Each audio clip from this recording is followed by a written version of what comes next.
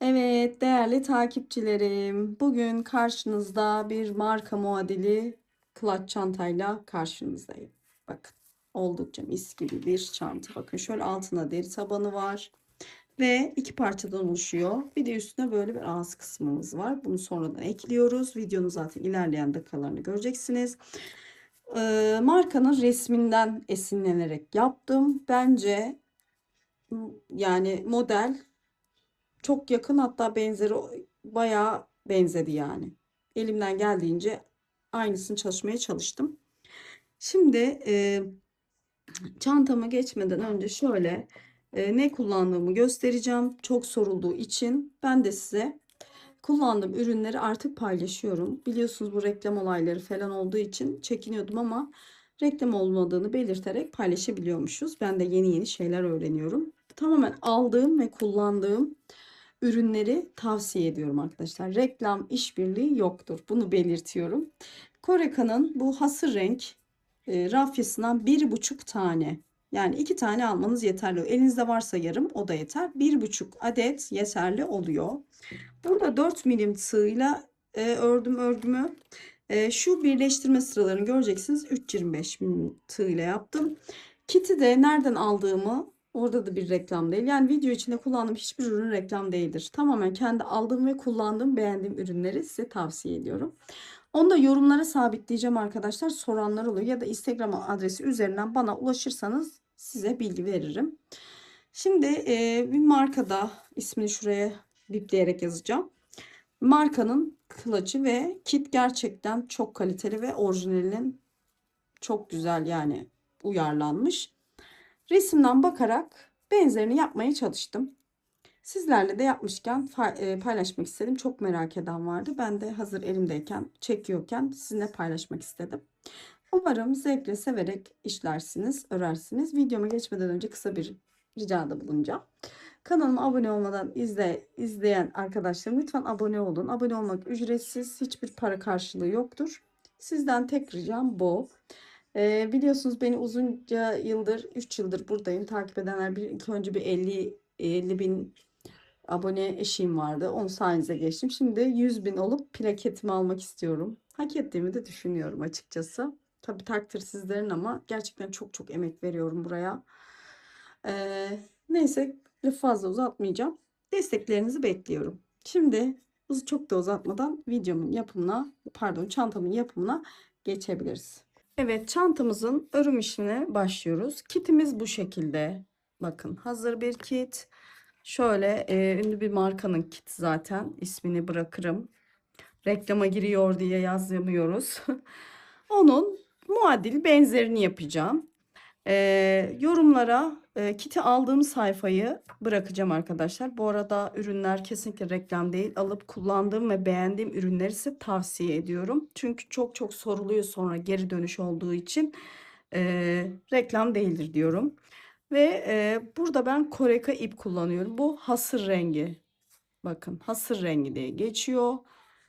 Kese kağıdı rengi, hasır rengi diye geçiyor. Şu an 100 gram bu ipler ve 220 metre. Şimdi elimde 3 tane tığım var. Biri 3,25, biri 3,5, biri de 4 milim. Şimdi çantanın tabanı var. Size bunu ölçeceğim. Eğer ki kitsiz olarak çalışmak isterseniz, bakın, 25 santimlik bir taban çalışın. Dikdörtgen taban ya da sık iğneden taban ve gösterdiğim örneği yapıp ağzını normal kit olmadan da şöyle sık iğne dönüp fermuar takıp kullanabilirsiniz. Kitte buna göre şöyle bir ağız ölçüsü var. Dediğim gibi siz sadece ağzına örüp fermuarda takabilirsiniz. Şöyle yüksekliğini de göstereyim. 11 santim. Şimdi öncelikle tabanımıza sık iğne tığlama yapacağız. Şöyle çıkarıyorum. Ben bu arada içeriden ilmek almıyorum. Rafin içinden. Her zaman dış kısmından almayı tercih ederim. Şöyle. Şimdi burada ben de bunu ilk kez çalışacağım için sizinle birlikte yapıp göreceğiz. Deseni çalıştım. Evet, desen çok benzer bir desen. bir marka deseniyle ama ufak tefek değişiklikleri var. Denedim inanın ve kendimce bir şeyler yapmaya çalıştım. En yakınını yapmaya çalıştım. Şimdi tabanınızın düzü size bakacak şekilde ki biliyorsunuz her zaman ortadan başlarım. Taban kısımlarda ve birleştirmeli örneklerde her zaman tabanın şu yan ortasından başlayın. Şöyle ipimizi alıyoruz. Şimdi hemen şöyle bakın çekiyorum. Şurada şimdi bu sırada 3,5 milim tığım var. Bakın şununla 3,5 milim tığımla kilitliyorum. İlmeği deliklerden geçirirken daha küçük tığla almayı yani daha iyi olduğunu düşünüyorum. Hem delik küçük hem de ip yıpranmasın diye. Şimdi şuraya bakın bunu alıyorum. Orada tığım duruyor. Sonra bununla alıyorum ve sık iğnemi bu şekilde yapıyorum. Şimdi diğerini geçiyorum. Bakın. Şimdi buralara dediğim gibi tamamen göz kararı. Yani inanın hani orijinalin fotoğrafını gördüm. Oradan fikir yürüterek şu şekilde sık iğnelerimi yapıyorum. Ve bu köşe kısımlara şöyle bakın şu uç kısımlara. Şöyle şimdi üçer tane sık iğne yapıyorum. Şu başlangıç kısmına 2 tane yaptım. Bir tane de birleşim sırasında yapacağım. Şimdi yandaki delikteyim. Şöyle ipimi uzatıyorum. Yine aynı şekilde bakın. Sık iğnelerimi yapıyorum. Şöyle ipimi de aşağıda yürütüyorum. Kesebilirsiniz. Zaten videonun başında ne kadar ip kullandığımı başında belirtmiş olacağım. Şöyle. Buraya da şöyle 3 tane yapıyorum.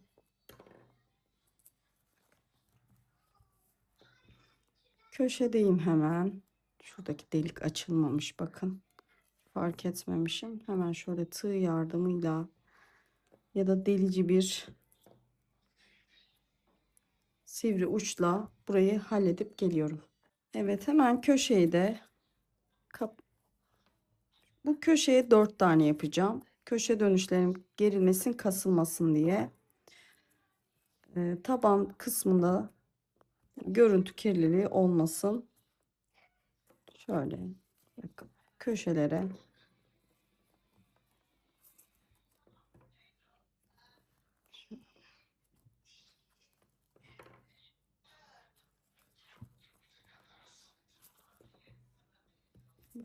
dört tane. Şöyle köşeye 4 tane yaptım. Hemen yana geçiyorum tekrar. Bu şekilde taban yaparsanız daha kolay olur ve tabanlarınızın şu üst bakın kısımları şöyle daha düzgün olur. Sık iğnelerime devam ediyorum.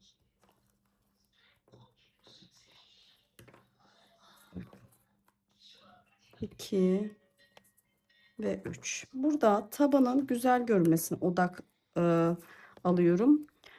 Yukarıya örnek kurulumunda bunu ayarlama yapacağım. Şimdi şöyle bakın yan tarafa geçtim.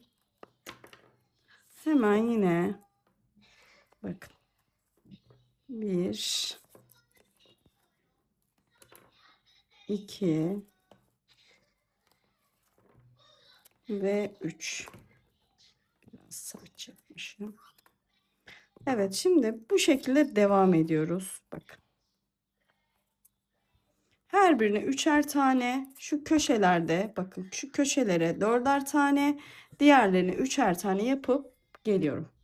Sıra sonuna kadar geldim. Şimdi burada 2 kere batmıştım biliyorsunuz. Şimdi buraya bir kere daha batıyorum. Hem de bağlantı noktam olacak.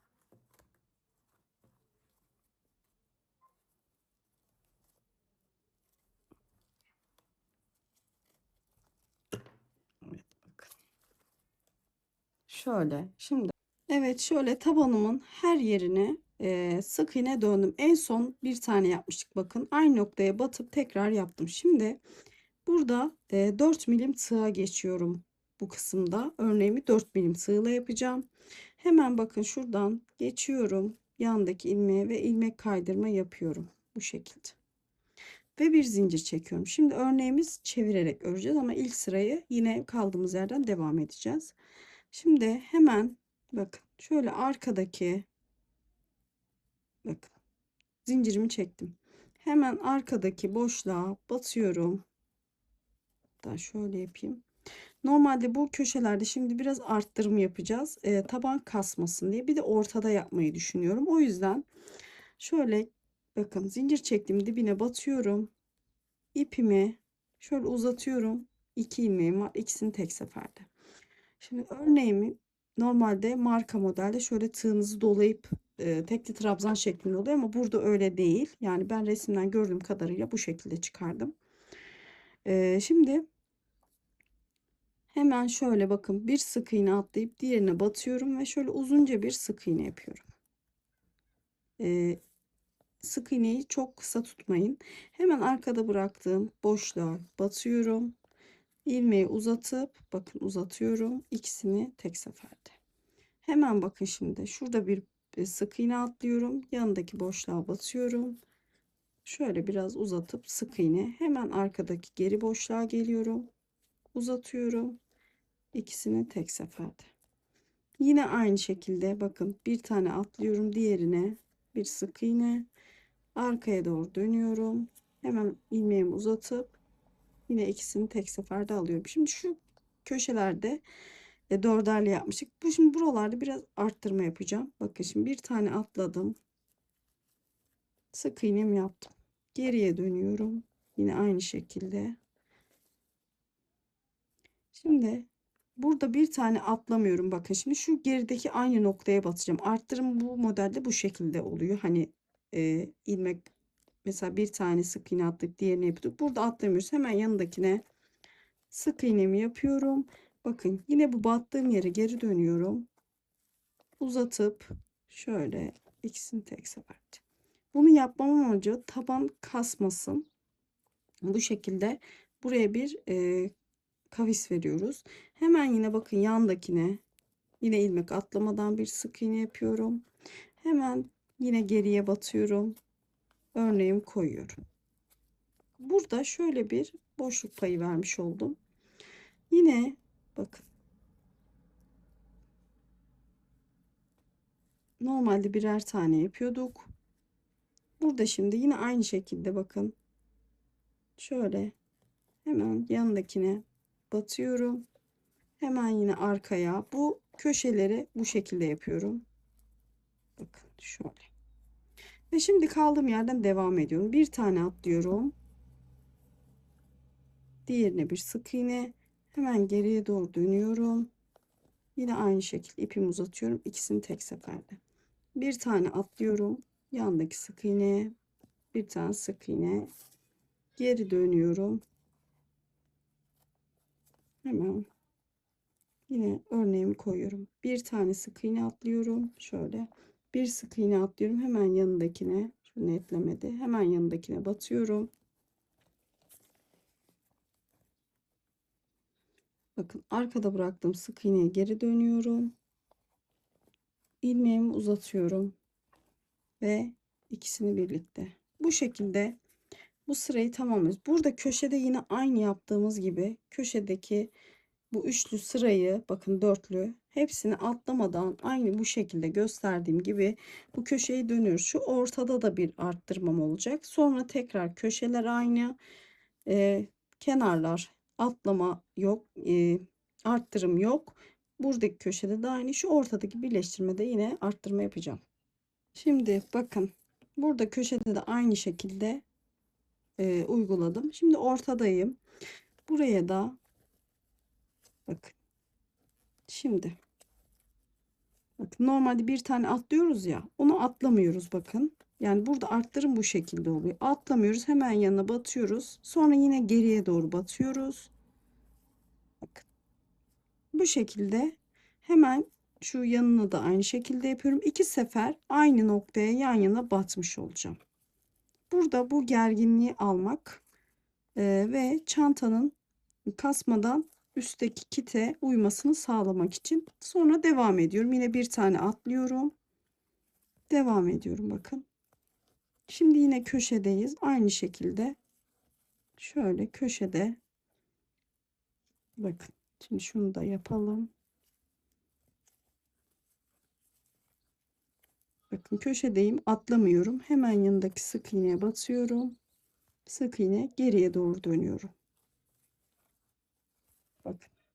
Hemen bakın yanındakine batıyorum. Sık iğne yapıyorum. Yine geriye batıyorum. Ve yine bakın yanındakine batıyorum ve geriye batıyorum. Bu şekilde burası gerilmeden örneğimizi kurmuş oluyoruz. Sonra devam ediyorum. Hemen yine örneğimi yapıyorum. Buradan devam ediyorum. Burada da yine aynı şekilde 2 kere burada yaptığımız gibi aynı noktaya batıyoruz yan yana. Burada da bir arttırmamız oluyor. Şimdi birleştirme noktasındayız. Buraya da yine buradaki gibi bir artım yapacağım. Yine bakın aynı şekilde hemen yanına batıyorum atlamadan. Bakın. Şimdi yine bakın yanına batıyorum atlamadan. Hemen geriye dönüyorum. Gerideki boşluğa batıyorum. Bakın.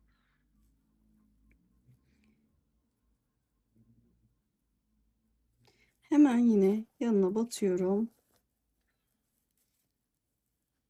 Sonra yine geriye doğru batıyorum. Şimdi burada bu kısımda birleşim yapacağız. Bakın şurada görüyor musunuz? Şöyle başlangıç noktam var. Şurası. Buraya yine şöyle kaydırma yapıyorum. Bakın kaydırmamı yaptım. Bir zincir çekiyorum. Örgümü tersine çeviriyorum. Tersine çevirdikten sonra bu tarafa doğru gideceğiz. Ve örgümüz bakın şu şekilde görünüyor. Hemen burada şimdi hemen bakın birleşme noktasındayım. Burada da yine şu aşağıda yaptığımız gibi bir arttırma yapacağız. Şimdi battım. Hemen geriye doğru batıyorum. Şimdi bakın tekrar yanındakine batıyorum boşluk vermeden. Sonra tekrar geriye batıyorum. Evet, şimdi birleşim noktasındayız. Burayı birleştireceğiz. Bakın burası başlangıcımızdı bizim. Şurada tepe noktası var. Alıyoruz ve bu şekilde kaydırmayla birleştiriyoruz. Yine bir zincir çekip ve örgümüzü çeviriyoruz. Şimdi şöyle bakın geriye doğru örgüyü zaten geriye doğru yaptığımız şu aşağıda bakın çizgilerimiz var. Şöyle kesik kesik.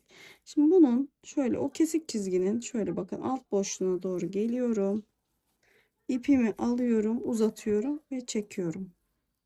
Sonra bir bakın şuradan bir sık iğne atlıyorum. Diğerinin tepesine batıyorum.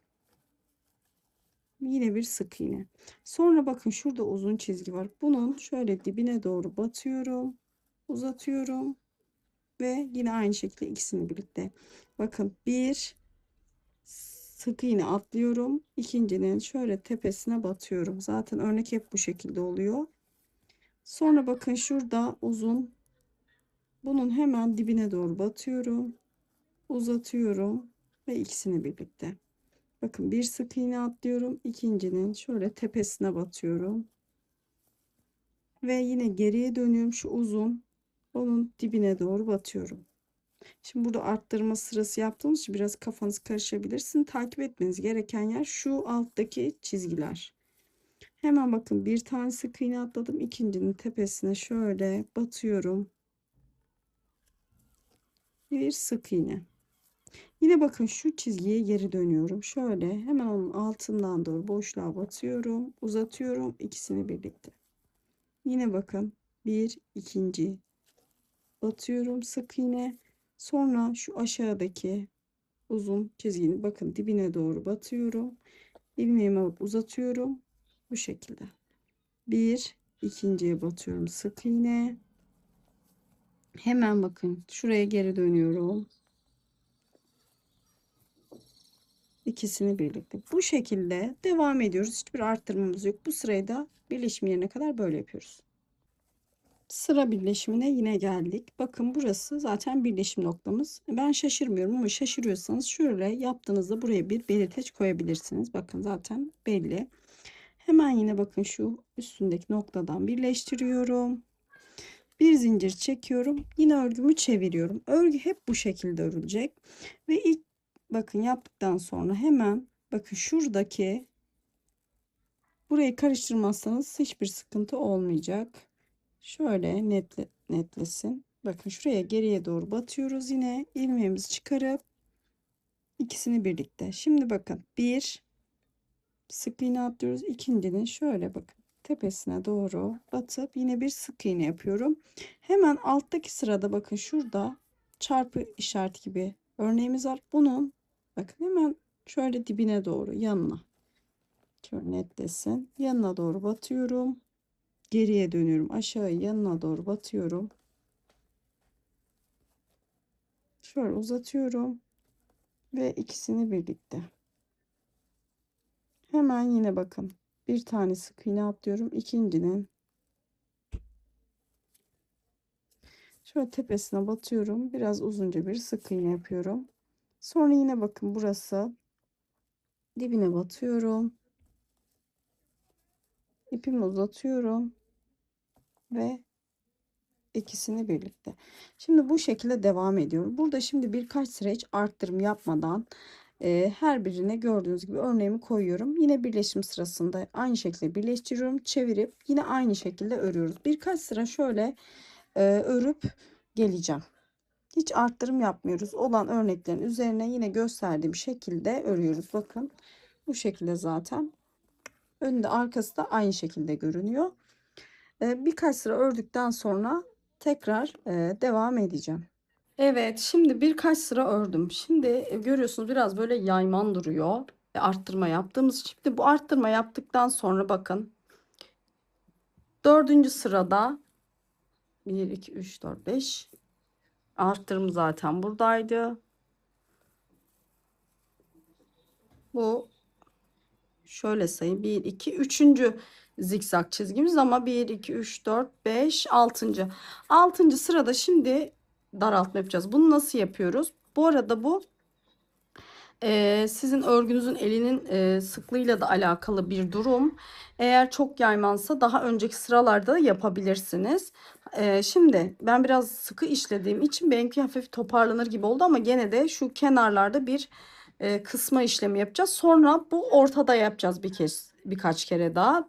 Dediğim gibi ben de resimden bakarak yapıyorum ve ilk kez çalışıyorum. O yüzden deneme yanılma yöntemiyle yaptığım için yaptıkça sizlerle paylaşıyorum. Bakın bunda nasıl yapıyoruz? Şimdi sırada bu var. Görüyorsunuz. Örgümüzü buraya kuracağız. Ama ne yapıyorum? Bunu atlıyorum. Direkt bakın yanındaki sık iğneye batacağım kısmı batıyorum. Sık iğnemi yapıyorum. Yine bakın şöyle arkaya dönüyorum. Yine aynı şekilde şöyle ilmeğimi uzatıp devam ediyorum. Burada bir tanesi yok olmuş oluyor ve istemsizce bakın tabanınızı daralmış oluyor. Bakın buradan yine devam ediyorum örgümü kurmaya. Bakın böyle devam edeceğim. Şimdi bütün bu köşelerde aynı işlemi yapıyorsunuz. Bakın nasıl birden böyle toplandı. Bir tane atladık sadece ve merak etmeyin görüntüde çok bir değişiklik ve bozulma olmuyor. Şimdi bir tane burada, bir tane burada, burada bu şekilde aynı şekilde bir tane eksiltmemizi yapıyoruz. Sonra eksiltmeyi yaptıktan sonra yine bir iki sıra hiç eksiltme yapmadan yukarı çıkacağız. Ondan sonra şu aparatla ölçeceğiz. O aparatla ölçeceğiz ve buna e, uyduğu anda zaten kesme işlemini bırakacağız. Söylediğim gibi bu sırada birer kez kenarlardan eksiltmemizi yapıyoruz. Ondan sonra şu orta kısımlardan belki bir iki kez yapacağız. Yani dediğim gibi aparatın durumuna göre. Evet, şimdi en son birer tane şurada kesme yapmıştık biliyorsunuz. Oradan sonra 11 sıra hiç kesme yapmadan örgümü ördüm. 11 sıra derken şöyle bakın, 1 2 3 4 şeklinde sayıyoruz. Şimdi ördükten sonra şöyle biliyorsunuz çantamızın ağzında böyle bir kitimiz var. Bunu şöyle bakın ölçüyoruz. Burada biraz şöyle bir bolluk oldu. Buradaki bolluğu almak için şu iki kenardan bir kesme yapacağız. Bunu da nasıl yapacağız? Bakın şimdi örgümün düz tarafındayım. Buradan örgümü devam ettireceğim. Buradan bakın, bir iki tane motif buradan, iki tane motif de buradan yok edeceğim. Onu da nasıl yapıyorum göstereyim. Aşağıdaki gibi zaten biliyorsunuz. Bir tanesini yok edeceğiz. Şimdi hemen şu ilk birleşim noktasındaki koydum. Şimdi şunu yok edeceğim bakın. Bunu zaten biliyorsunuz. Direkt bunu atlıyoruz ve yandaki modelin tepesine geliyoruz. Biraz elinizi gevşek bırakın, bu noktada çok sıkmayın. Bakın bu şekilde atlamış olduk. Ve buradan kaldığımız yerden devam ediyoruz. Eğer sizde şimdi el farklılığından da olabilir. Çok böyle bir bolluk yoksa bir tane de kesebilirsiniz. Şimdi buradan devam ediyorum. Aynı şekilde modelimi kuruyorum. Böyle çantamı ortaladım. Şurada orta kısmını bir sağı bir solundan birer tane, ortada yalnız model yapıyoruz. Ortada bir tane model yapıyoruz. O şekilde ayarlayın. Bir tane sağından bir tane solundan model eksiltiyoruz ve bir sırada hiç tekrar üzerine eksiltme yapmadan tekrar örgümüzü kuracağız. Söylediğim şekilde alttaki gibi buradan bu sefer ortadan yaptık bakın. Kenardan değil, şu ağız kısmını toplamak için. Birer tane eksiltiyoruz. Söylediğim gibi ama herkesin el ölçüsü ayarı farklı olduğu için sizinki tam da gelebilir. Tam geliyorsa eksiltmeyin. Çok bol değilse bir taneyle de halledebiliyorsanız bir tane de şu orta kısımlarda yapabilirsiniz. Ben şimdi her iki taraftan da birer tane eksiltip bir üst sıraya çıkacağım ve bir üst sırada hiç eksiltme yapmadan bir sıra öreceğim. Evet, bakın arkadaşlar, örüm işlemimiz bitti. Son kesme işleminden sonra söylediğim gibi ikişer kez hem sağdan hem soldan kesme işlemimizi yaptım. Ve sonra üstüne iki sırada hiç kesme yapmadan dümdüz yine modelimi kurdum. Şimdi burada birleştirdikten sonra bitireceğim bakın. Toplamda baştan itibaren, yani tabandan yukarıya 20 sıra örnek ördüm. Örneklerimi de nasıl sayıyorum? Bakın burada da ipimi yürütüyorum. Örneklerimi nasıl sayıyorum? Şu çarpıları 1, 2, bakın bu şekilde. 1, 2, 3, 4, 5, 6, 7, 8, 9, 10, 11, 12, 13, 14, 15, 16, 17, 18, 19, 20. 20 sıra, ama siz şöyle bir şey var. Daha yüksek isterseniz tabii ki yükseltebilirsiniz. Ama ben o markanın orijinaline en yakın şekilde yapmak istediğim için bu şekilde yaptım. Şimdi şu üst aparat kısmı var biliyorsunuz. Onu önce sık iğne ile kenarlarını sık iğne yapacağız. Burada aparatın deliklerine güzel duracak şekilde sayılar koyacağız. Burada 3,25 milim tığım var. Çünkü delikleri ince, hem de ipim zarar görmesin. Şu kenar kısmından başlıyorum bakın. Zaten bunu yaptıktan sonra iğne ile birleştiriyor. Görsele baktım. İğne ile birleştiriyor. Kaydırma ile de yapabilirsiniz ama ben iğne ile yapacağım. Şöyle alıyorum bakın ipimi. Şöyle ilk delikten hemen bunu buradan bakın şöyle bir dolandırıyorum. Hemen sık iğnemi yaptım. Şimdi bu kısımda şuraya hemen şu tığımı koydum. Kenarın düzgün olması için. Bakın yine aynı şekilde hemen tığımı çıkarıyorum. Ya bu size zor geliyorsa bildiğiniz yöntemle yapabilirsiniz ama bu daha düzgün duruyor gibi geliyor bana. Şimdi bir tane daha yapıyorum. Şimdi bunu buraya tekrar takayım.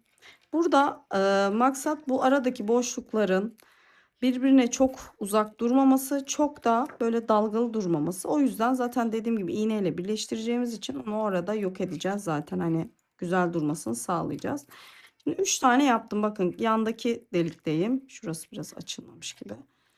Bakın yandaki boşluktayım. Hemen yine bunu şöyle takıyorum. Hemen tığımla boşluğa giriyorum. İpimi uzatıyorum. Bakın bunu da çekiyorum buradan.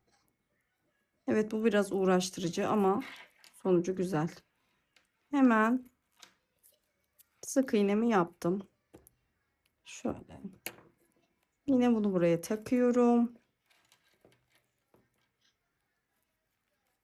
Şöyle yine aynı şekilde böyle sık iğnelerimi yapıyorum. Şimdi ben bunları şöyle üçerli üçerli yapacağım. Dediğim gibi burada sayıdan ziyade duruş kısmı önemli. Nasıl güzel duruyorsa herkesin ip yapısına göre değişkenlik olabilir. Daha kalın bir rafyanız varsa 2 de olur. Daha ince varsa 4 de olur. Yani burada amaç hepsinin muntazam bir şekilde durması.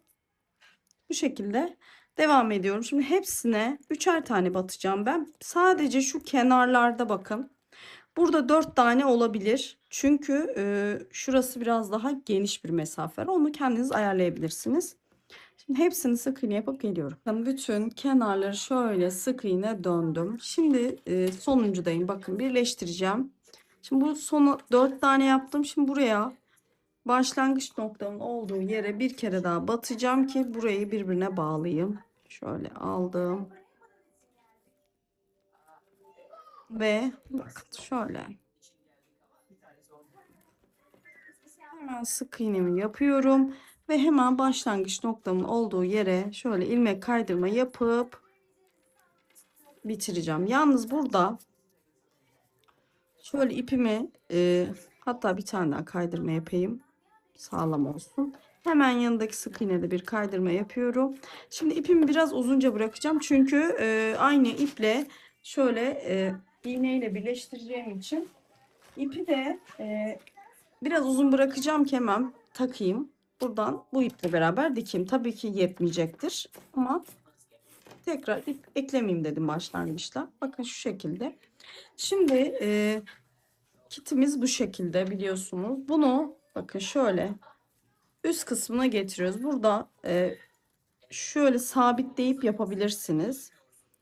Şimdi bakın şöyle elimizde iğneyle dikeceğiz. Şöyle bir iki bakın ortadan şuradan şöyle kenarlardan şöyle kanca yardımıyla ben de o şekilde yapacağım. Kanca yardımıyla sabitleyip iğneyle dikeceğiz.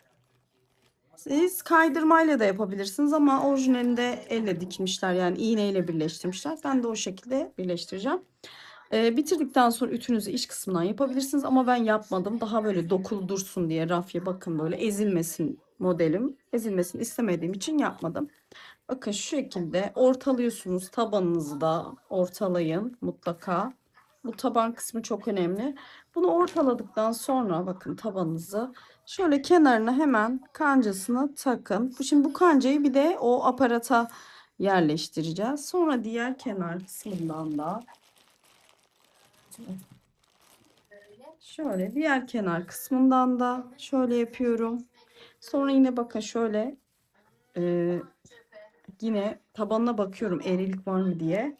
Hemen şöyle bir tane de şu ortadan takıyorum. Şimdi bunların uçlarını aparata da takacağım ki oynamasın. Hemen şu arka taraftan da bir tane takıyorum. Şimdi aparatım burada. Şimdi aparatımı şöyle koyuyorum. Bakın orta kısmından. Bak, bu ortayı şöyle bakın buradan da tutturuyorum. Şöyle buradan da tutturuyorum.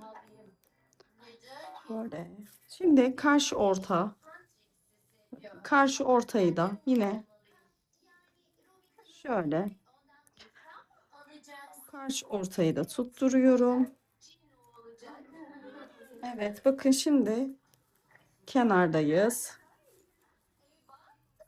Bu şekilde daha kolay birleşiminiz olacaktır. Kaymayacaktır. Ya elinizde böyle kancalar yoksa tel toka olur. İple de yapabilirsiniz. Yani elinizde ne varsa. Maksat bu kaymasın. Rahat rahat birleştirin. Bakın bu şekilde. Şimdi iğne yardımıyla birleştireceğiz. Onu şöyle yapalım. Ucuna iğne takıp geliyorum. Şöyle iğneye ipliğimi taktım. Bakın şurada zaten kesmedik ipi. Burada şöyle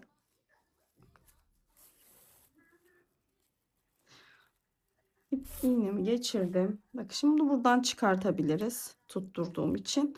Şimdi ilmeği alıyoruz ve yukarıdaki ilmeğin arkasından doğru geçiriyoruz. İpimizi çekiyoruz. İlmeğin altından geçiyoruz sıradaki. Yukarıda da hemen ilmeğin üstünden geçiyoruz. Bakın. Çok basit. Kaydırmayla da yapabilirsiniz ama orijinaline benzesin istiyorsanız bu şekilde yapın. Bu da çok basit yapımı. Karşılıklı bu şekilde birleştiriyorsunuz. Şöyle. Hemen şuradan tekrar alıyorum. Hemen şu kısımda. Bakın illa birebir olmak zorunlu değil. Düzgün olacak şekilde hem üstten hem alttan şöyle ilmeğimi bakın birleştiriyorum. Bu şekilde bütün bakın şöyle duruyor. Bu şekilde bütün çanta ağzını birleştirip geliyoruz. Zaten çantamız bitmiş olacak. Bakın şöyle sıkabilirsiniz yavaşça. Bütün hepsini birleştirip geliyorum. Çantamı bitirdim. Bakın şöyle diktim. En sonunda şurada içeride yürüterek kestim. İçi de bu şekilde. Bakın oldukça şık bir kılaç. Çok güzel bakın. Yazın kurtarıcınız olur ve oldukça da şık bir görünme sahip. Umarım videomu severek beğenerek izlemişsinizdir. Yaptığınız çalışmaları Instagram sayfam üzerinden beni etiketleyerek paylaşırsanız, bahsetmeler demiyorum bakın, etiketleyerek, çünkü bahsetmeleri eklediğiniz zaman bazen bana düşmüyor olabilir. Bir de hesabınız gizliyse, yani kişisel hesap, dışarıya açık bir hesap değilse bana düşmüyor arkadaşlar. O yüzden bunları bilmekte fayda var. Umarım severek, keyifle örersiniz. Videonun başında zaten ne kadar ip kullandığımı görmüş olacaksınız. Umarım keyifle, mutlulukla örersiniz. Kanalıma abone değilsen abone olup beni desteklemeyi unutma. Bilmeyen bir kesim var ki, ben mesela izleyici topluluğundan yaşları da görebiliyorum. Teyzelerim, ablalarım diyeyim. Bilmiyor olabilirler. Abonelik ücretsiz YouTube'da. Ve hype puanımız var. O da ücretsiz. Bana verebileceğiniz en büyük destek bunlar. Çok çok teşekkür ediyorum şimdiden desteğiniz için. Bir dahaki video kadar hoşça kalın.